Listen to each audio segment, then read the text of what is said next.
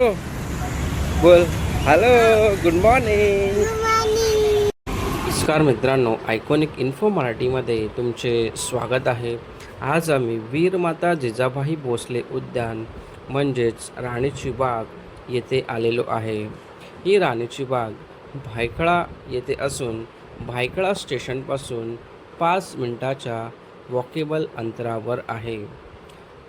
जसे तुम्ही आतमध्ये प्रवेश करता तुम्हाला समोरच प्रिन्स ऑफ वेल्स यांचा पुतळा बघायला भेटतो आणि डाव्या बाजूला एक पुरातन अशी तोफ बघायला भेटते.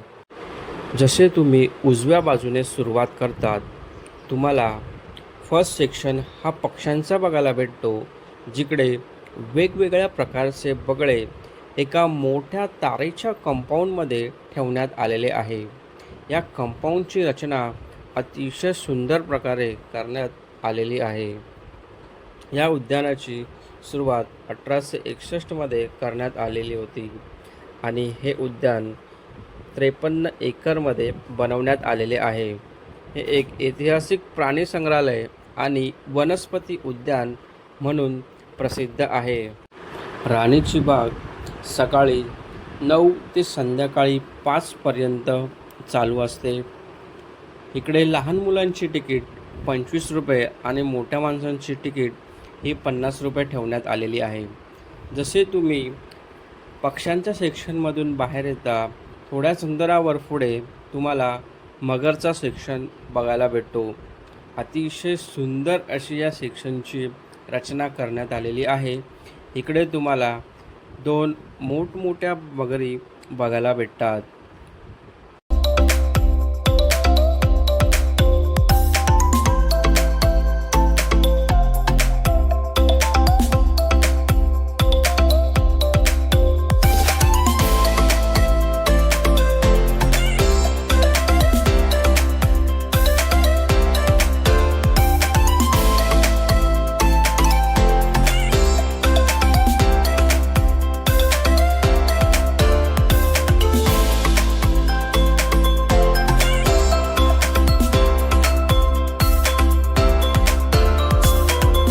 जसे तुम्ही मगर सेक्शनमधून बाहेर येतात पुढे तुम्हाला कासवांचं सेक्शन बघायला भेटतो, जिकडे तुम्हाला वेगवेगळ्या प्रकारचे कासव बघायला भेटतात. जसे की पाण्याबाहेर राहणारे कासव आणि वेगवेगळ्या प्रकारचे पाण्यात राहणारे कासव तुम्हाला एकाच ठिकाणी बघायला भेटतात.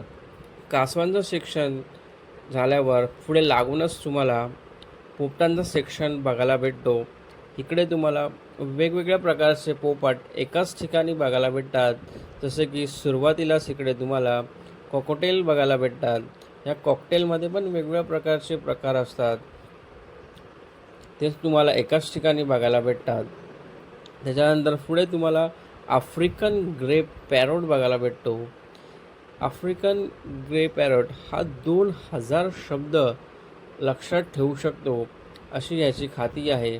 हा उत्तमरित्या संवाद साधू शकतो अशा या पोपटाची ख्याती आहे.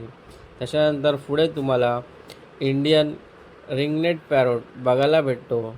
त्यानंतर पोपट सेक्शनमधून बाहेर आल्यावर आम्ही पुढे पेंग्विन कक्षामध्ये आलो होतो, जे की ह्या राणीच्या बागेचे एक मुख्य आकर्षण केंद्र आहे. सुरुवातीला हे पेंग्विनची संख्या होती 7, आता या पेंग्विनची संख्या झालेली आहे 21. ह्या पेंग्विनसाठी एक विशेष प्रकारचे एन्क्लोजर बनवण्यात आलेले आहे. त्याचे तापमान सुमारे 16 ते 18 सेल्सिअसपर्यंत राखण्यात येते. पेंग्विन सेक्शनमधनं बाहेर डाव्या बाजूला तुम्हाला हरणांचं सेक्शन बघायला भेटतो, जिकडे तुम्हाला वेगवेगळ्या प्रकारचे हरिण एकाच ठिकाणी बघायला भेटतात. जसे की सांबर, चितळ, बार्किंग डिअर आणि स्पॅम डिअर अशा वेगवेगळ्या प्रकारचे हरिण तुम्हाला एकाच ठिकाणी बघायला भेटतात. हरणाचं सेक्शन झाल्यावर पुढे तुम्हाला वाघाचं सेक्शन बघायला भेटतो. तिकडे तुम्हाला बंगाल टायगर बघायला भेटतो. हा बंगाल टायगर आला आला आला आता आला आता आला आला आला मोठा असा आकर्षण आहे, कारण हा वाघ पाण्यात उत्तमरित्या उडू शकतो. त्यामुळे इकडे येणाऱ्या लोकांचे मोठ्या प्रमाणात आवडीत भेटला सोडणारच नाही तो तर.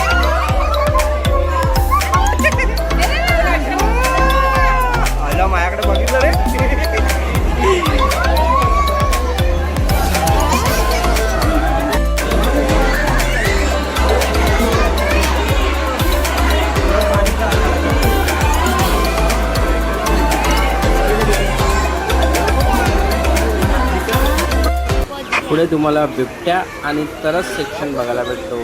तिकडे तुम्हाला एक बिबट्या आणि एक तरस बघायला भेटतो.